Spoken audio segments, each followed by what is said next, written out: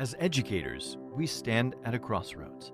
Down one road lies the status quo, investing in the educational system as it stands, even though all the available data shows that we're no longer preparing our students for the world that awaits them. Down another is the road less traveled. We have a chance to develop leaders and skilled workers, to empower innovative thinkers, to help build adaptable skills and foster emotional intelligence. By constructing a collaborative vision on how to harness and leverage these technologies, we can engage our students, our educators, and our leaders to help ready them for the future of 2030 and beyond. Because we believe that our youth deserve a chance to thrive, to collaborate, to innovate, to solve complex problems, to contribute locally and compete globally. As Atlantic Canadians, we need to work together and look to the remarkable insight that's all around us. We need to pool our innovation and our experience and transform our learning community. Only then can we learn a new way to teach, instead of trying to teach the same way to learn.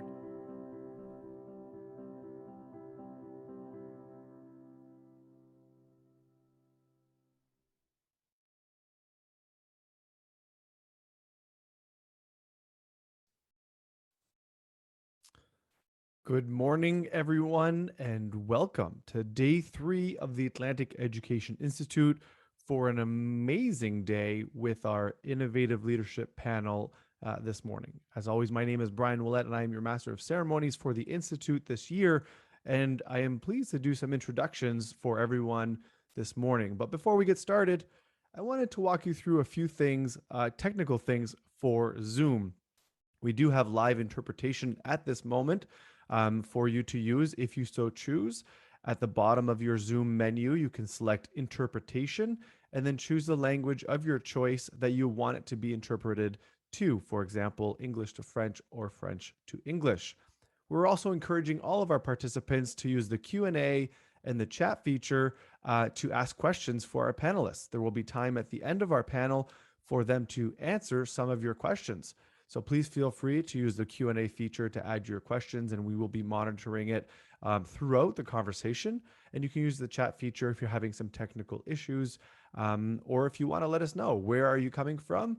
Where are you joining us from today? So the chat and Q&A, we encourage you to use those to engage in conversation with our panelists. And as always, every day during the Institute, we have a live REMO session where you can one-on-one chat with vendors, keynote speakers, and even our panelists. So today from 11 until 12, join us on REMO. I'll add the link over in the chat for you to have access to it. Very simple platform. Double click the table that you want to sit at, and you can have a conversation with someone from that organization. Basically, you move as freely as you wish, as if we were in person, walking around booths and vendors. The key here is that you can do it from the seat in front of your computer, and you can move as freely as you wish. Make connections and make more awareness, and maybe you'll be able to meet someone who can help you in your educational journey. All right, on to today's panel, an amazing panel we have for you called Innovative Learning Community. And I have the pleasure of introducing our 4 panelists here today. First, we have Monique Boudreau, who is the Director General of the Francophone South School District. We also have Robert Marlecci, who is the founder and president of the international award-winning Mindshare Learning Technology. We have Catherine Chamberlain, who is part of the collaborative coordinator of Aaron Mills Connects. And we have Steve Jordanes, who is a professor of psychology and director of the Advanced Learning Technologies Lab at the University of Toronto. I'm excited about today's session, and I'm sure these 4 amazing speakers are going to share information about their learning and innovative journey. And now I have the pleasure of introducing today's moderator, the president of the Atlantic Education Institute. I'd like to welcome Dr. Mario Chiasson.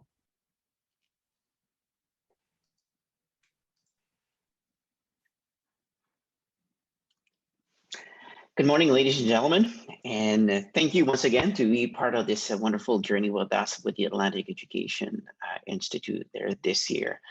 Since Monday, we have an amazing journey there with the opening ceremony, and yesterday we also had wonderful workshops, and it's very exciting to see a lot of participants enjoying all the sessions. So thank you to being there on this last week of July, as we look forward for the first week of August. There, as you know, that we have a great program coming too.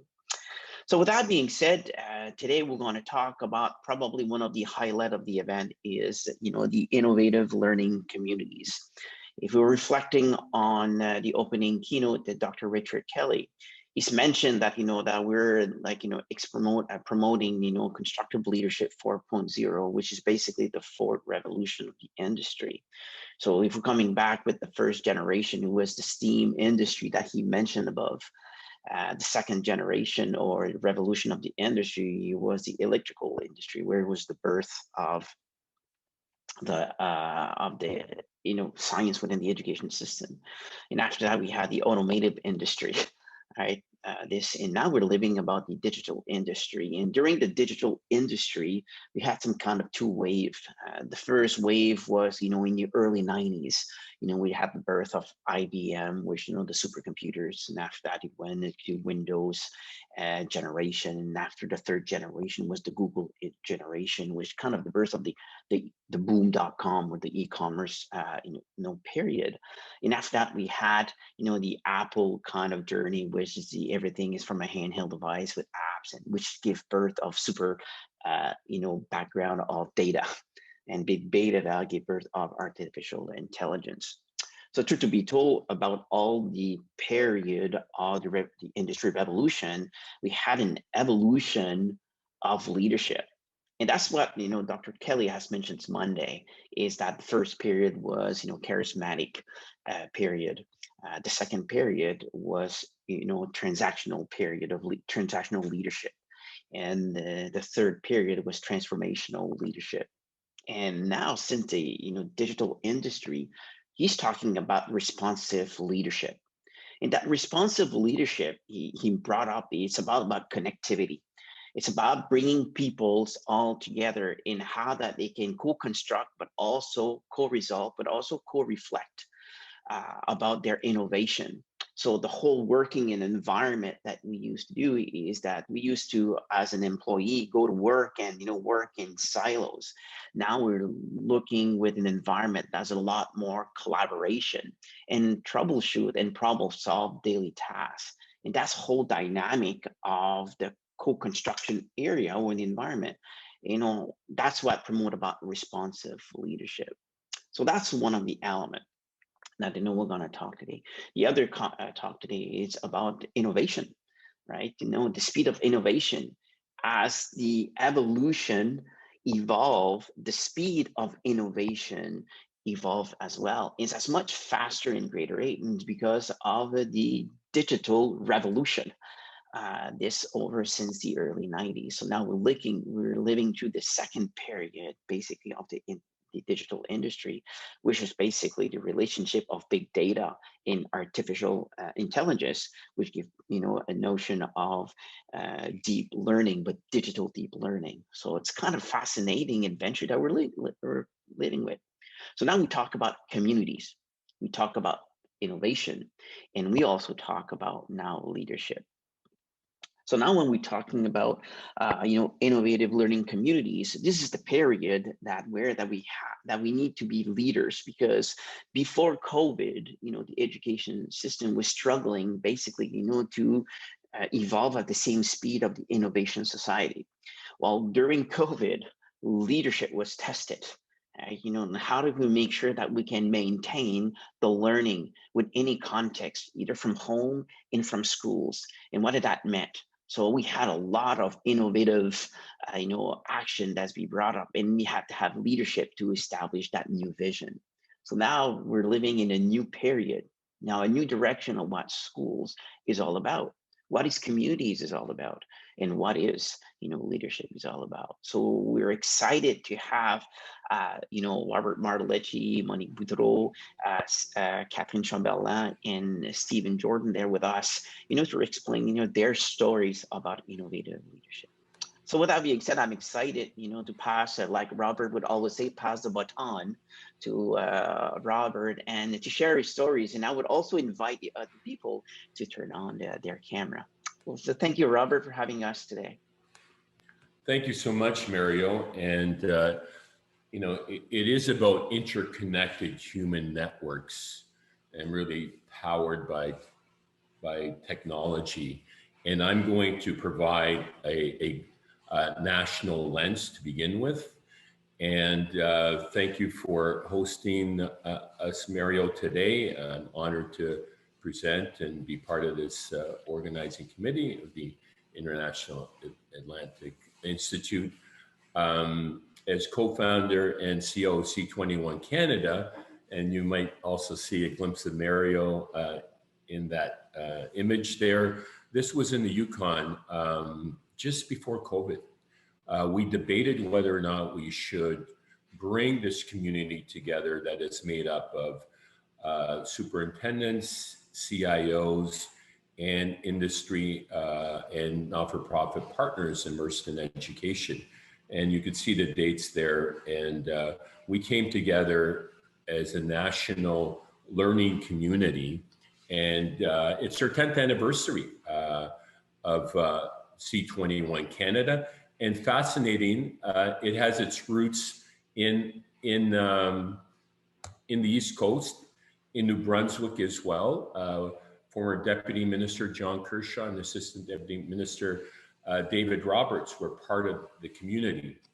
And that really began to lay the foundation for the transformation and the acceleration that we felt was needed in terms of introducing more innovative practices and 21st century skills for students. That we talk about the 7 C's: communication, collaboration, critical thinking, to name a few. It really became a bit of a groundswell. And innovation happens at the speed of trust. We didn't know each other. We forged this learning community over time. It took about a year to bring it together. And we needed to bring together people who were passionate, who were diverse and like-minded. And that happened over the course of about a year or so in collaboration. We formed a couple of years later the CEO Academy of national leaders, of which Monique is part of the community as well. And that organization has evolved into a monthly collaboration where the superintendents come together and they share, they learn from each other, and they problem solve. As a result of the pandemic, we were inspired to create the Canadian Coalition for Learning at Home. And that was a pivot we made early on at the very forefront of the pandemic. We felt we needed to do something collectively, and we brought together a cross-section of leaders from the C21 Canada organization. And what was interesting was the member organizations that were part of C21 made a much smoother pivot as they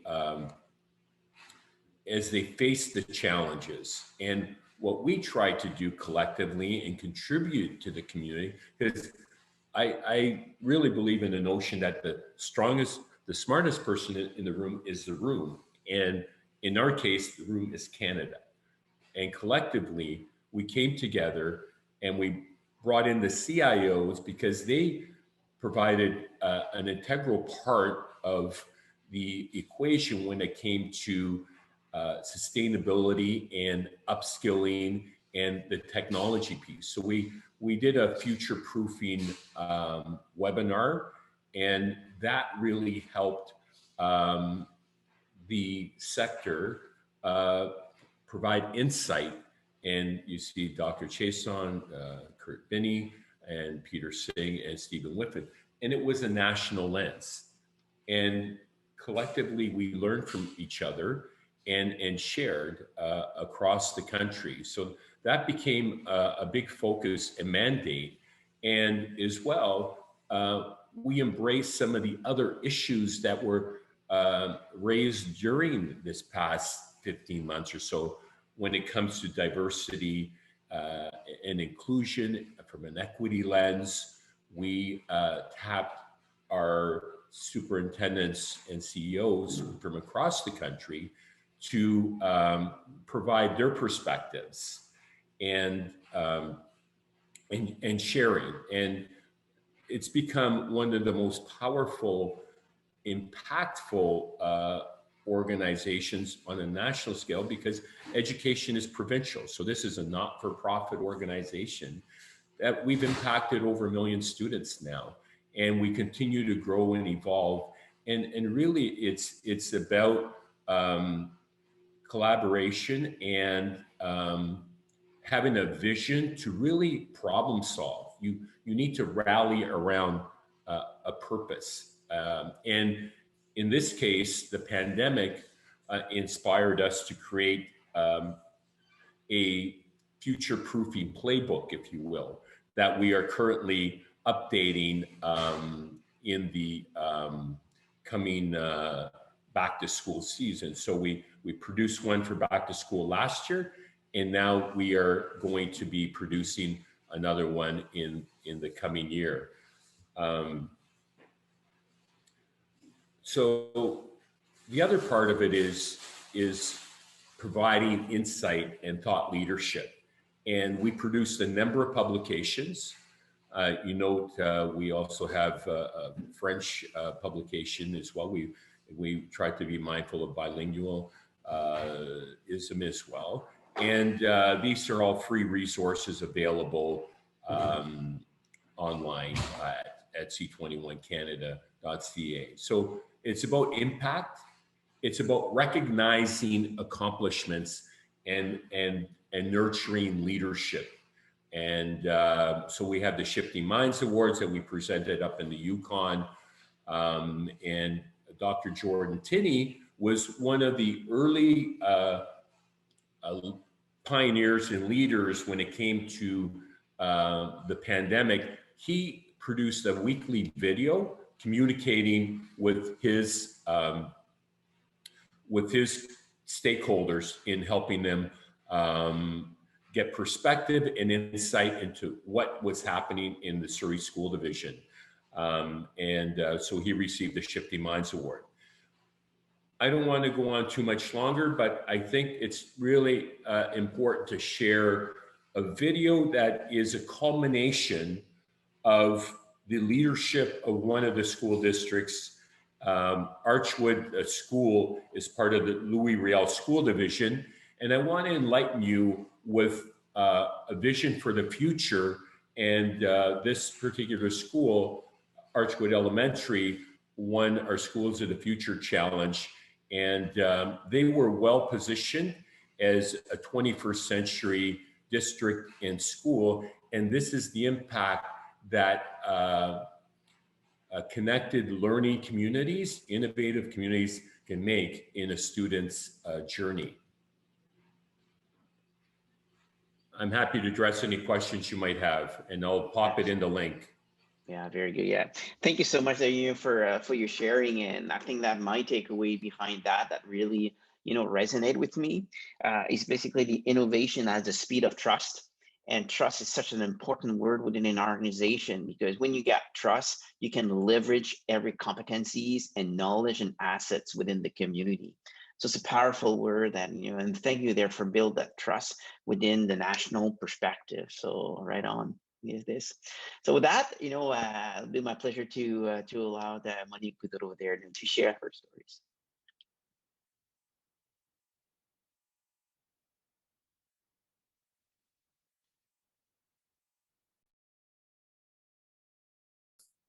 Sorry, I'm a little bit rusty. I'm good. It's a pleasure to be here with you today. A little bit of a tongue twister. I am French, but I can manage in English. Bonjour à tous les francophones. Ce matin, ma présentation sera en anglais, mais on a quand même des interprètes là pour vous ce matin. So this morning, I want to share with you a special project that we have in our district ever since Dr. Mario Chiasson has joined our team. We've been working on our big research project that is Centre Apprendre. Mostly what we're doing with this project is we're bringing everything that we've been working on to bring our community more in our schools and our schools in the community. But it's a big research project that will be about 10 years in the making. We are probably in we'll be starting like our third year, but our first year was mostly a year where we were building on knowledge and learning a lot, and then bringing our schools to see am I ready to start with this project. For us, it's really important, as I was saying, to bring our community in our schools and our schools in the community, and to learn together. We know that we are lifelong learners, and for us, it's important that our students too, that they have that sense of belonging in their community. In French, we call it construction identitaire, the importance of our culture. And for us, French, as being a minority in New Brunswick, it's always important, and it's our mission in our French schools to always keep that French culture in. So for us, it's very important that the students learn in their community and really have that sense of belonging and say, well, I want to return and I want to stay in my community and work and contribute to it.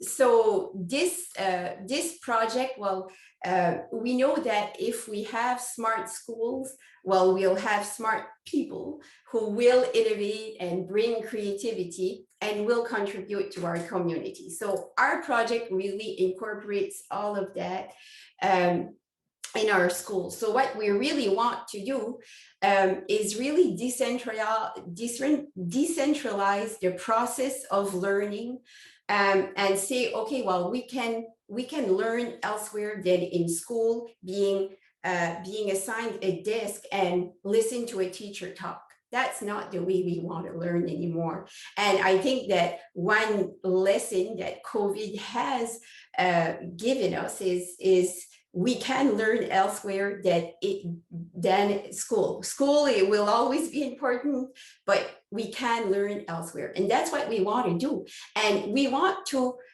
also say, well, our students, they can teach our community. They can teach our members of the community. So we really want that learning to be reciprocal. Okay, so I want to give to my community, and I want my community to contribute in my learning. So it's really that the weaving schools, the communities, and our industry stakeholders, our business partners, we really have to have everyone there. And we know we have a shortage of workers everywhere, and we know that, like all the trades and everywhere, we have a shortage of workers. Well, how can we can invest in our students and bring them to learn about what are their interests, their passions, very early in their school years, and say, this, I'm really interested in this, and how can I go learn in the industry, in my community, and really see if I want to do that in the future. So that's the way that this project is meant to be. So what we really want to do is, right now we have like an ego system in our schools. All right, we go to school, we have to learn, the teacher is always right, and that's the way it is. But we want to get rid of that and say, okay, we have an eco community, okay, where everybody is learning together and will be lifelong learners together. So this project has really 4 components. So we have the research component. Well, I'll talk about it in a couple of seconds. And it's a big research team. We're really excited about that. So, and it's longitudinal. So it's going to be about 10 years that we're going to have some data, but we're already seeing data. We have our community, as I was saying, our partners too, that we are going to get like everywhere in the province, but even worldwide, and the professional learning. And that's where we started with the importance of leadership in our schools, with the principals, with our leadership team at the district level, and saying, okay, we want to empower them. So we are really working on that empowerment. They need the leadership, and we want to give them that leadership in their schools. And then they're doing the same job with their teachers, and the teachers are doing the same thing with their students. So it's all connected together. So we started with 6 schools last year. Yes, during the big COVID, with everything that was going on, we had some schools that were starting to work on this project. But last year we launched it anyway. So I should applaud Dr. Mario and even all of the directors and the principals. It was incredible to see, okay, we're going to do this and respect the mask, and respect all the distance that we have to keep. And then the students were coming, high school students were coming in school every 2 days. We had all of the obstacles, but we managed, and it worked out great. So I'm going to talk to you about this school, Clément Cormier. It's a high school. It's where I went to school in Boctouche. It's a small high school, about 400 some students. And we started like this year. So the last school year, all the grade 9 were in one big classroom. And you see some pictures where students they are wearing their masks. All of the so we had the resource teachers, and we had all of the different teachers that taught every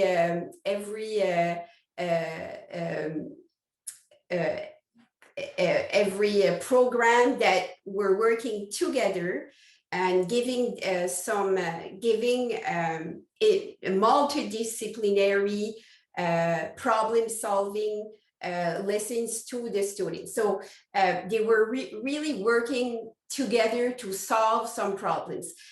One example is, okay, in my town of Boctouche, they're announcing us there's a lack, we don't have any water left. There's a lack of water in our town. What can we do? How can we manage? Help us. The town needs your help. So they had to work on that problem solving and incorporate the French, incorporate the math, incorporate the science, the communication, and to see how they can solve that problem. So you see the students working together, and every curriculum was integrated into multidisciplinary problem-solving tasks that the students had to have. One day they were in school, the next day they were at home. They connected from home and kept on working on their project. So I mean, when we talk to the teachers, it's incredible the way that they're saying, okay, in the first month was very, very difficult for them, because, you know, it's like you collaborate all the time. they had no more workplace for them, no more their own classroom for the teachers, nothing about that. So everybody was together and they were collaborating all the time. After a month, they said, I don't want to go back. I can't go back. We really need to keep going. And it's the same thing for the teachers. It's the same thing for even the parents. And of course, the students, their experience is really, they love this experience. So next year, in this high school, there's going to be one classroom for the grade 9, and then the grade 9s are all going up to grade 10. They'll have their classroom. So we're putting down walls in the school right now and finding room for them to work together and collaborate. And what we want to do, well, in 4 years, we're going to have 4 classrooms in that school. So one for every grade level. But our goal is to see the students really working together. And if we could have some grade 9 students working with 10 students in a task, that's what we want to see. So really eliminate even the different levels. That's our big goal. But we're working on very small steps. The principal in this school really has the leadership. He's mobilizing his teachers, and that's what we need to have. So that's why we're really focusing a lot on leadership, on building leadership, building that trust with our leadership teams and our principals. I didn't talk too much about my school district, but we have a very big district. We have 37 schools, and it covers like 3/4 of the province. So the teachers rarely have a chance, even the principals, to be together and to collaborate together. They really work on, we have like 6 community schools, so they always work together in their school community. So we really want all of our teachers and all of even our students and our members of the community to work together and to connect whenever they can. So this is our virtual innovation center. It was just launched in June, so it will be like in August, September, it will be our new innovation center, where members of the community, students, teachers, principals, can come together, a little bit like the REMO you're experiencing, but they can come together and learn, discuss, problem solve. Robert was telling us how important it is, even nationwide, but in our district also. So this is our little baby that we will be working with next year. And I think, when we look back at COVID, I know it's been really hard. Our province has been really lucky that things, we managed COVID pretty well. But I'm a history teacher, and I always said that when there's situations or that we live like this COVID, it always brings us innovation. The world wars we had, that's where innovation is really put in, and this project has, I think COVID is bringing us to innovate even faster.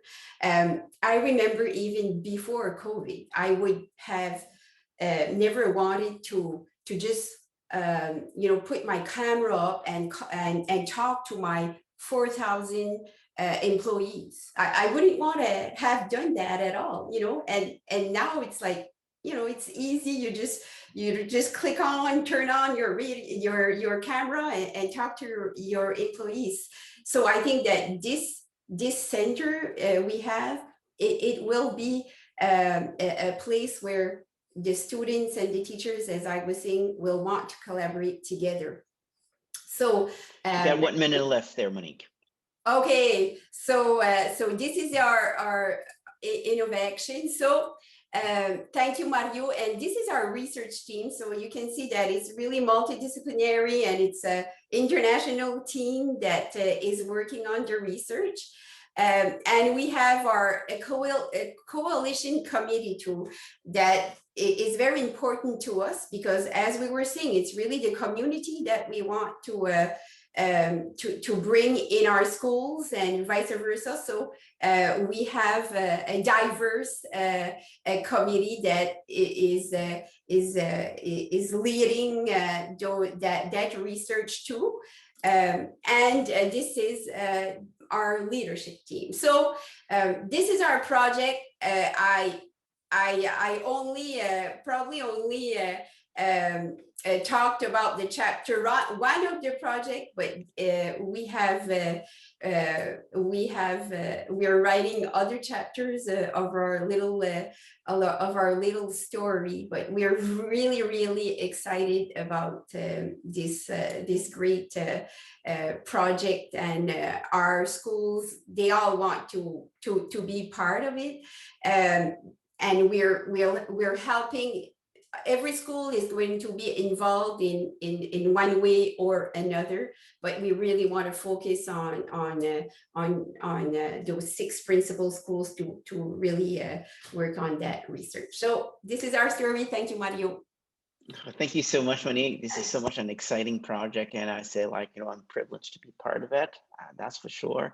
I think that, you need to have that kind of leadership, and we're privileged to have you. And one of the takeaway here that what you've mentioned is basically that, that the communities have a strong relationship with the school, but the school's got a strong relationship with the community.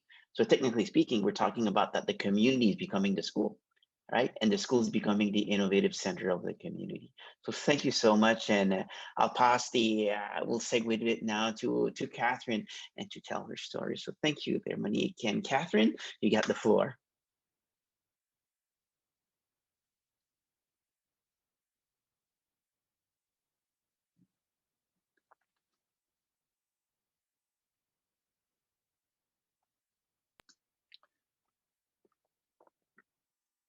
Catherine, are you muted? Yeah.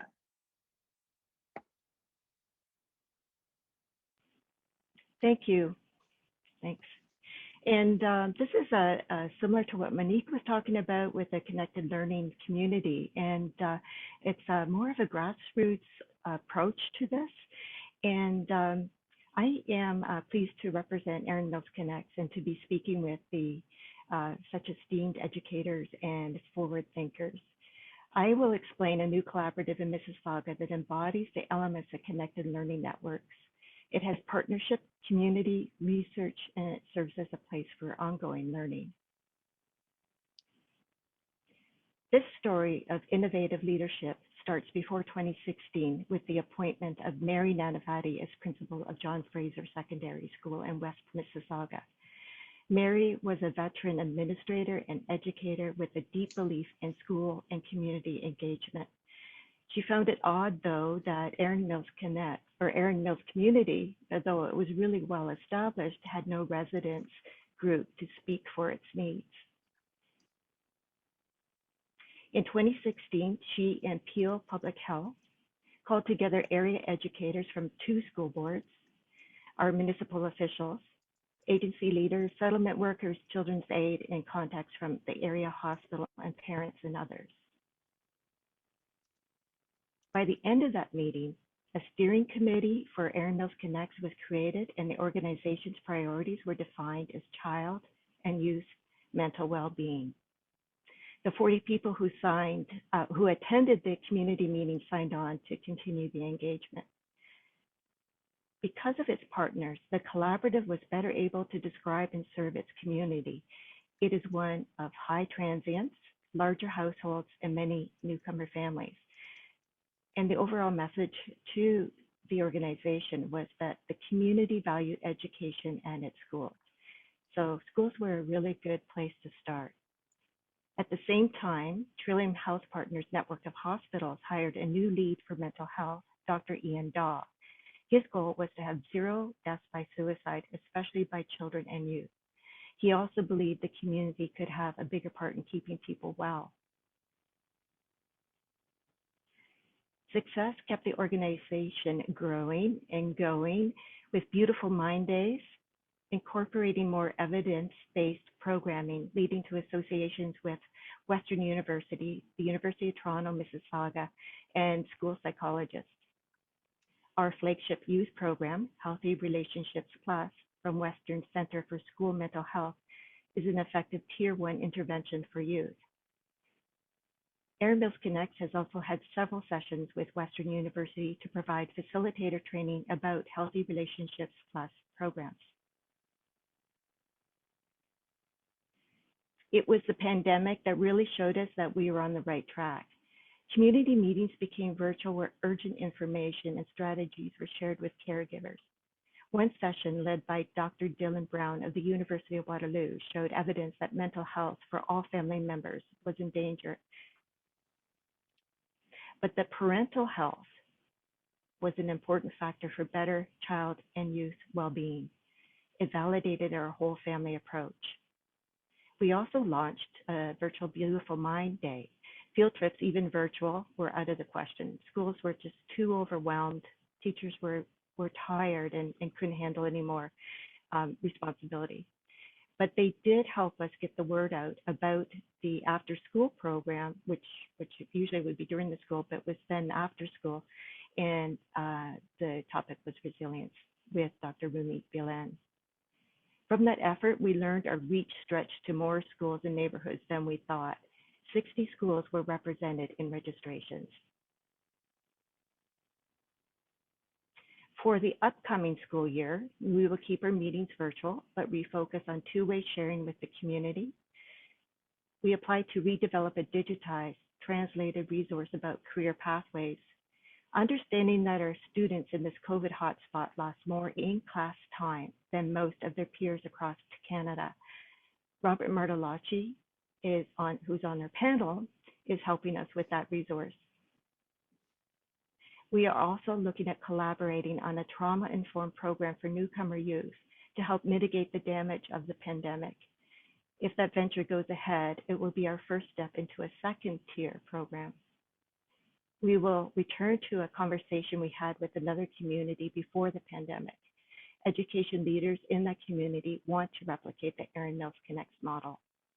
In 5 short years, Erin Mills Connect has directly and meaningfully connected with members of its community 1,600 times. This happened through 45 events and sharing our learnings through our blog, which is on the screen. And the blog is at kidswellness.ca. The collaborative communicates with 900 email subscribers at least once a month. In summary, this community collaborative puts together the strengths of education and health partners with the knowledge, talents, and will of parents and guardians, youth, agencies, social economy, businesses, and many other stakeholders. It uses research and evidence, checking in often with its stakeholders, and makes changes accordingly. It is a connected learning network. Thank you for the opportunity to speak here today. Thank you so much, Catherine. Wow, what an amazing story about, bringing and build capacities and basically build a community like, the first couple slides you mentioned. I'm looking forward to hear more and more about this in the future and how that you can be a pillar, like, a pioneer, and to show example and reflection for us to build that community. And like Robert would say, from a national perspective. So thank you so much for doing that. And I'll let that now to Jordan. Sorry, not to Jordan there, but to Steve. Go ahead there, Steve. So, there we go. Apologies, I do the mute thing as well. No problem, Mario. Thank you very much. And now for something a little different. I'm going to talk about community and leadership and innovation but I'm going to bring in a community member that maybe you don't often talk about or think about in the same way as you do others. But first, let me just say it's just a pleasure to be here. I'm a New Brunswick boy myself. I'm an Army brat from Base Gagetown. I actually lived in Moncton for a little while. In fact, as an 18-year-old, I was assistant manager at your Kmart, and I actually got fired right before Christmas, which I thought no department store ever fires anybody. I am now a full professor at University of Toronto and director of the Advanced Learning Technologies Lab. So if that doesn't tell you anything, it's that I think I handle failure well, bounce back. And that's going to be a little bit of a theme as we go through, because that's a big part of innovation. So I was invited by Mario. Thank you very much, Mario, to give some of my thoughts. And I just want to start by saying my thoughts kind of come from three directions.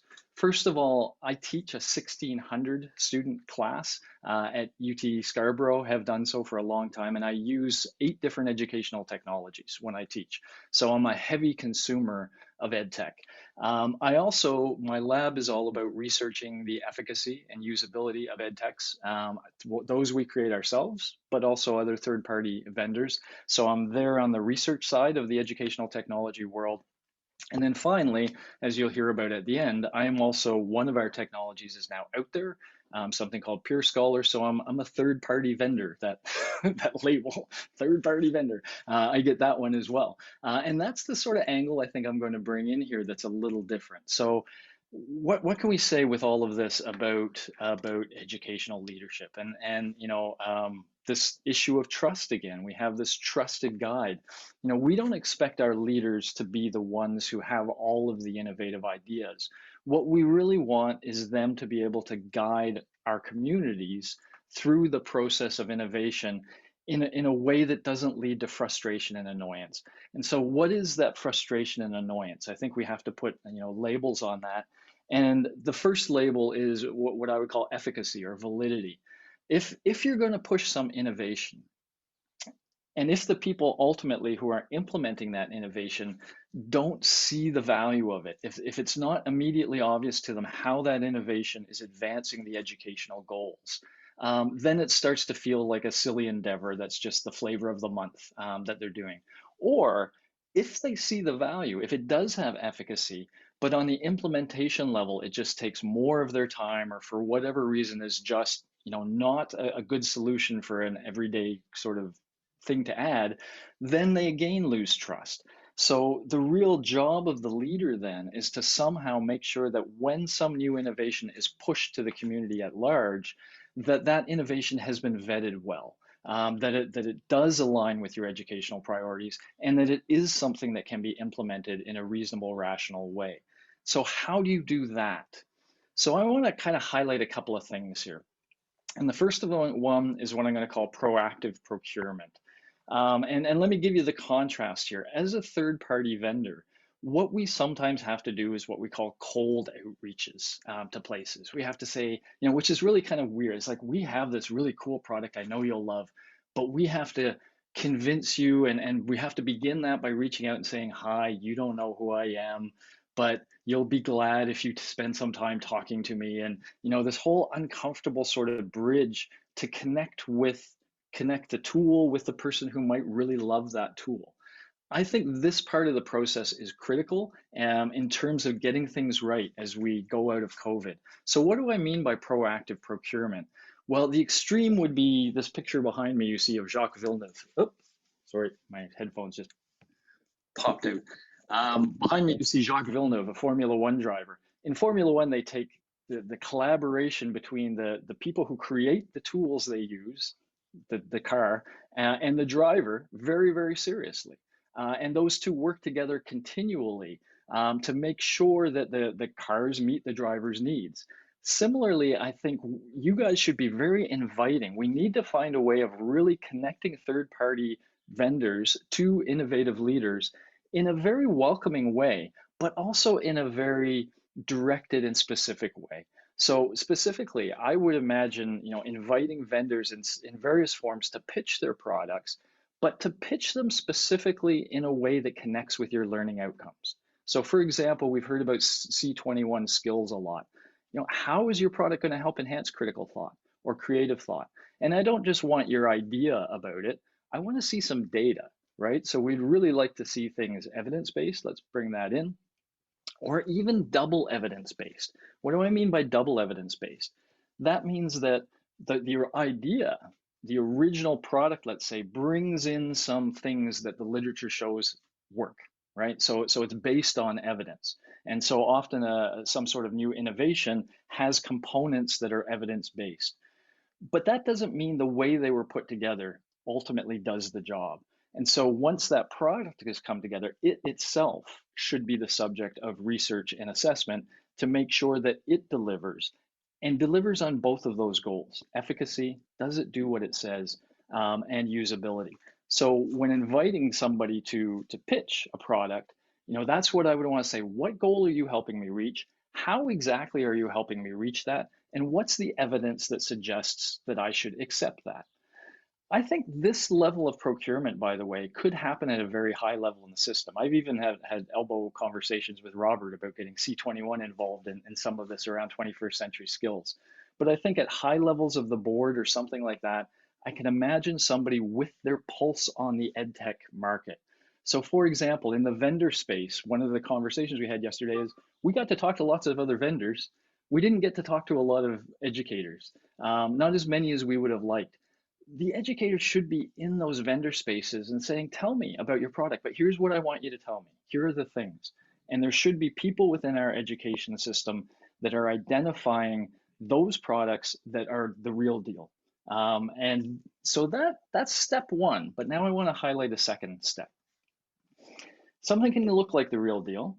Something can look very implementable, but sometimes when the rubber hits the road, when you use it in a classroom, things fall apart. Some educators are more comfortable with things falling apart than others. So I was introduced to this concept in an interview I had recently about intrapreneurs. And somebody was asking me what my thoughts were about intrapreneurship. And about halfway through the interview, I was like, what the heck is intrapreneur? I know what an entrepreneur is. What's an intrapreneur? And they said, well, it's an entrepreneur inside an organization. So when you think of it, the entrepreneurs are people who are constantly looking for something that could be done better, because that's often their product, right? They're looking for a problem that they can solve, etc. In a classroom or education situation, our intrapreneurs are those people who are thinking, I can up my game. There's room to up my game. We can do better. I would like to explore how to do better. And I'm willing to try things that might not work. And I'm not going to be deterred by that. And I'm not going to be upset that somebody asked me to try something and ultimately I didn't think it worked very well. Those people are critical as your first rollout kind of people. Let them put the tech to the test. Let them sort of tell you whether or not they think the tech is ready for a much more widespread use. So finding these people, these entrepreneurs, valuing these people, they really take that step from theory to practice. And so I think as a good innovative leader, you want to know who those people are and you want to really value those people. I mean, I think we've just heard from some of those people here as a good example of that. And now here's the last point I'll make. And this is we've heard Monique connecting with the community and Catherine as well, having a lot of that. And that's an obvious thing. I love problem-based learning. I love any sort of experiential learning, work integrated learning. We do that all the time as well. But we don't often talk about forming a community with third-party vendors, but they create the tools that we use. And if we ever had an opportunity to get more Jacques Villeneuve, more of a relationship where we can work with third-party vendors in a close way to assess the tool, but also shape the tool to say, this works well for us, but this doesn't. Those sorts of relationships are as important to leadership and innovation as a lot of these other relationships we talked about. And I'm just going to give you one example, and obviously a prejudice example or a biased example from my perspective, but just to give you a sense. So our tool, the one that's out there, is called Peer Scholar.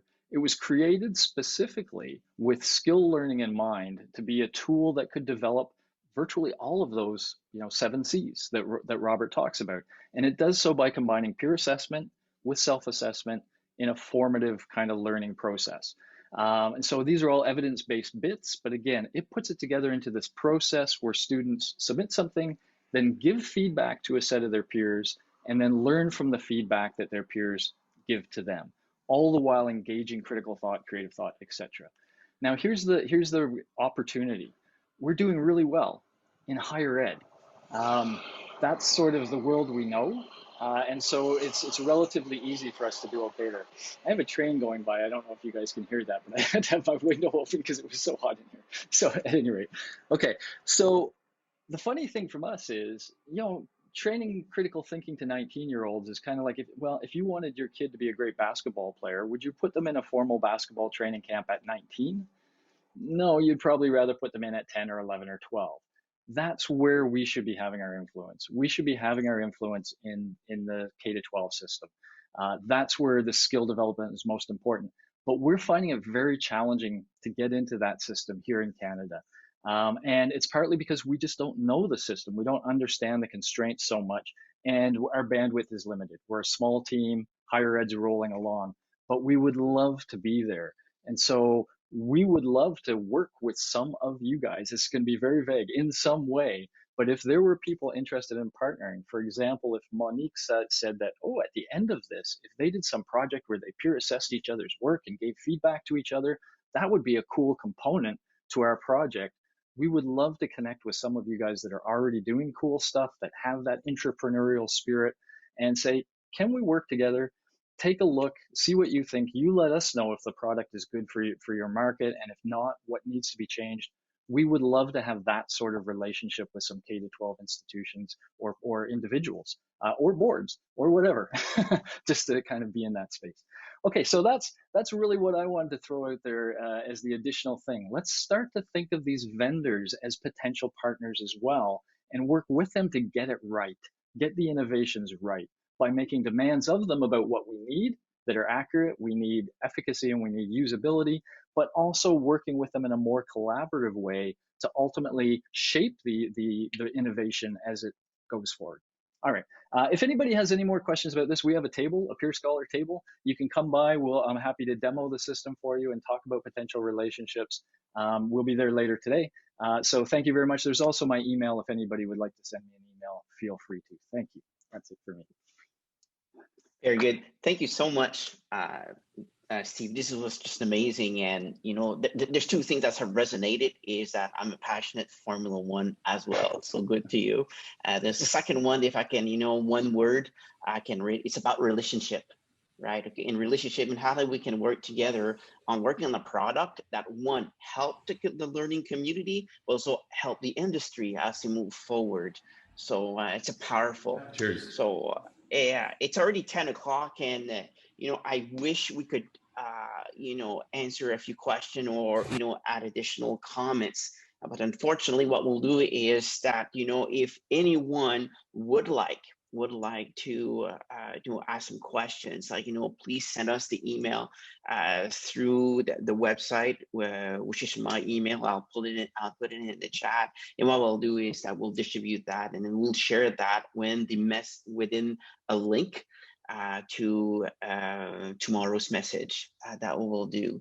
So the closing comments or the closing remarks that I would like to say is that our discussions is our learnings, and our learnings bring up to ideas. And when you get ideas, you got the innovation DNA well immersed within our conversation. And for that, you need a community. And to have that community and to build that trusted communities, you need leadership. But more than that, we need system leadership. And that system leadership, and that's what Dr. Richard Kelly was talking about. It's not one leader, it's all of us. We're leaders, and we're building that relationship of leaders that build, that co-construct, ideas and innovations together. So with that being said, I want to thank you, to all the panelists. Lesson learned today is we'll have more times to allow people to participate, but please do so by sending, messages, and we'll share that with you there, through an email. So thank you so much. Don't forget our network. Plays using remote at 11 o'clock. I invite all the panelists and all the participants to be there, and maybe this is where the place that we'll be able to answer all the questions collectively. So that being said, Our next session are apples for French and English. And have a great day. And we'll see you at 11 o'clock today. Bye-bye.